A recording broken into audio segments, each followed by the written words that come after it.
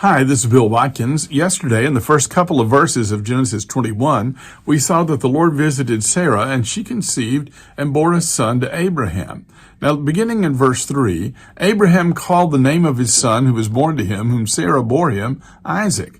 And Abraham circumcised his son Isaac when he was 8 days old, as God had commanded him. Abraham was 100 years old when his son Isaac was born to him, and Sarah said, God has made laughter for me. Everyone who hears will laugh over me. And she said, who would have said to Abraham that Sarah would nurse children? Yet I've borne him a son in his old age. She's 90, he's 100. And while before the flood, that might not have seemed so unusual. It wasn't unusual that a person lived 100, 200, 300 years and continued to have children. But after the flood, the lifespans become smaller. And in fact, 100 years old now is very old.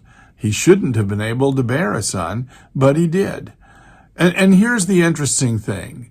They named him Laughter. That's really what Isaac means. Because she said, first of all, that everyone who hears this will laugh over me. And God has made laughter for me.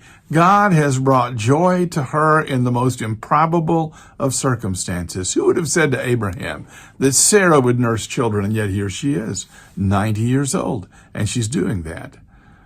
God does the improbable. Sometimes he does the impossible because he's God. So if God has made a promise to you and you can't figure out how he's going to keep it, leave it to God. He knows what he's doing, and he can. You may not see one single door of opportunity, but God is not limited by your eyesight.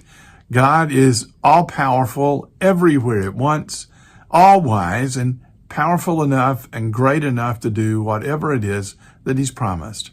So trust him and laugh. Laugh. Because we're in good hands. Thanks for watching.